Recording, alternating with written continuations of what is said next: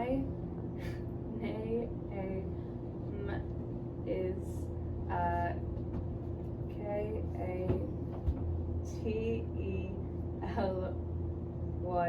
Katelyn. So my name's Katelyn, and I am 17. And my speech is on sign language in Ireland. So from a young age, I had to learn sign language to communicate with my little brother, who was mute. My brother had a stroke when he was 3 years old, which left him partially paralyzed and mute. One of the biggest hurdles to overcome was finding a speech and language therapist who knew how to handle sign language, but also with paralyzed children. It was incredibly hard to find these services, and my brother had to switch therapists a lot because they stopped working with sign language, or they moved, or the services just weren't good for the locality anymore.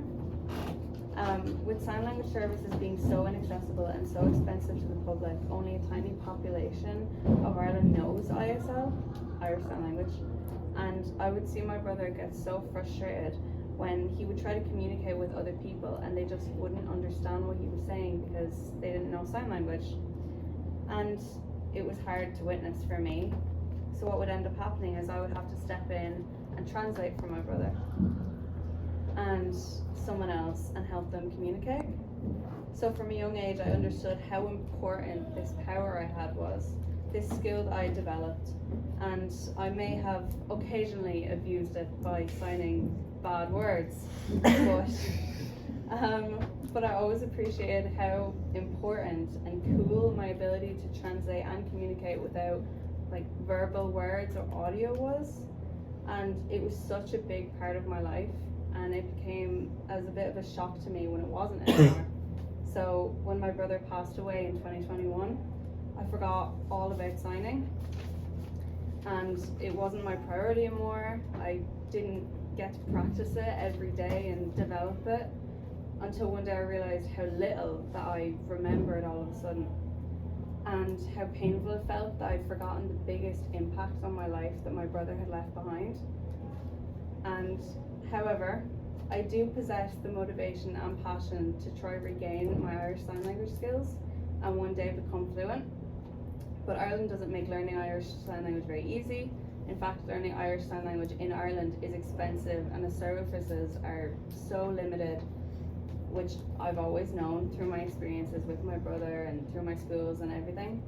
But along with the motivation to learn Irish Sign Language, I also possess a passion to study law when I'm older, because I have a passion for justice and I want to get into kind of like the court system. So with the remembrance of my brother with me, I resonate with people who struggle to communicate using sign language, as they remind me a lot of my brother. So as a way of remembering my brother, I want to be able to translate and ensure that people can communicate with me and others using sign language.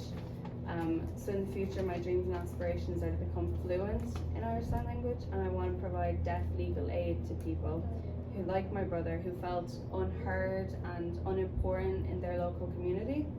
And I have a passion for law. And I want to use it for good purposes that connects the community and make sure that everyone feels heard, because my brother didn't. So I want to use that passion, and I hope to do that in the future.